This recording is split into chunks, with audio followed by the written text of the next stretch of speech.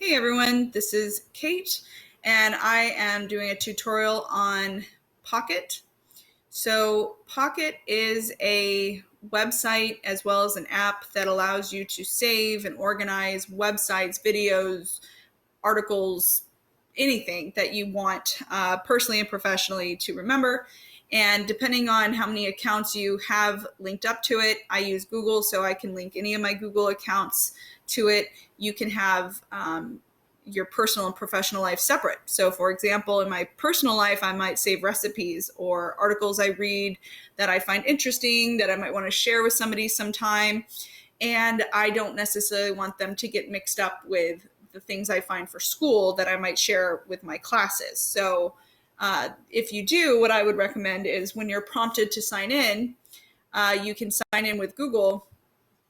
And the sign in with Google, you click on that button. So anytime you see sign in with Google, don't enter in your access information, your email and password into the boxes provided. Just click on that link and Google will direct you to where you choose the account you want. I have many accounts with Google.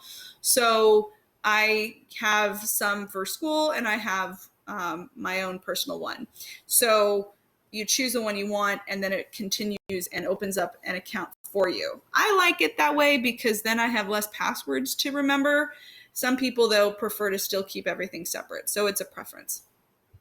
So once you're in, I actually just created one for my email that I use for my website. It's somewhere between professional and personal, right? It's not linked to my school, but it's something that I want to save to use for things like I'm doing right now professionally.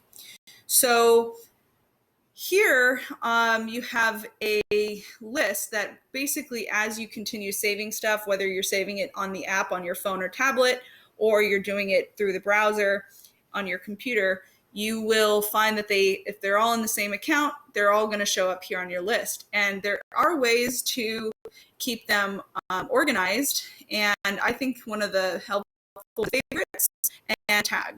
So for this video, to keep it sort of brief, I'll just show you the tags, and I can always do some of the other features on a different video. If you are using a iPad or a iPhone or a Android, whatever the smart device you're using, then you would be downloading this through their app store and then opening it up, and there you'll be prompted to sign in with Google as well. And the process is a little bit different than what you would do on a laptop. So I'm going to show you using the Google Chrome on a laptop. I'm actually on a Chromebook. So once you're in, this is the basic page. Just so you know, sometimes Pocket will make recommendations. So you might see new articles that they suggest. You can either keep them or not. To delete them, just go to this little dots here, these little 3 dots, and you can choose to delete.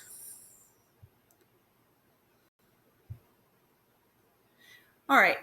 Now, one of the added steps you're going to need to do on a browser like this is you're going to need to add it as an extension. So you'll notice up here my bookmarks, and above them, these are all of the extensions that I've added over the years to my Google Chrome, and they just help enhance my Google Chrome experience as I search the web and need easy access to stuff.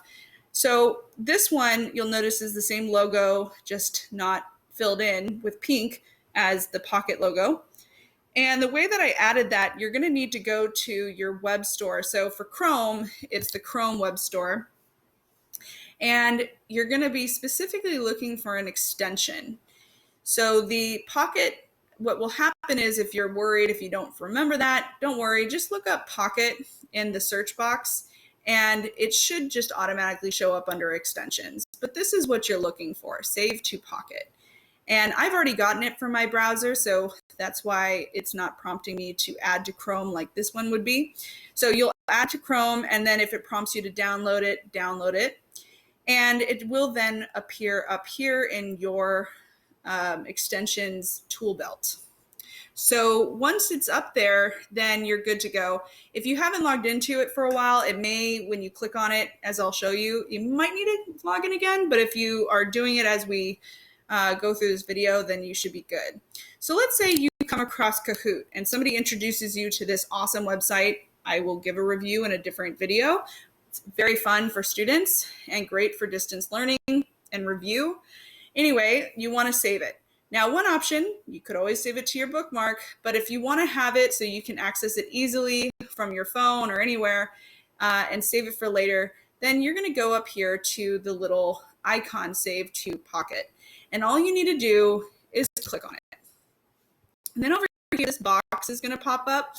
Now, it either will go away after a few seconds if you don't type in, but let's say you are trying to keep this organized and you're not going to get lazy like I tend to do, but you want to save it and be able to find it easily, especially if you have a lot of things already saved. So this is a, maybe you put it under a couple different tags. Maybe you do distance learning, and then you press enter. So now that's a tag. Maybe you want to do review as one of the topics. So then you tag it as review. And let's say one more, you decide this is great for trivia. Okay, so now you have it saved. You can click on that and go about searching the website. You can keep playing around. If you go back to your Pocket, the website or your app, it'll appear both, you will see that this has popped up. Now here you go. We just left the site and we come back and look at this. They've already added a recommendation. So I'm gonna just delete that because I don't need it. Sometimes they give good ones, but I don't need that one. And here you go.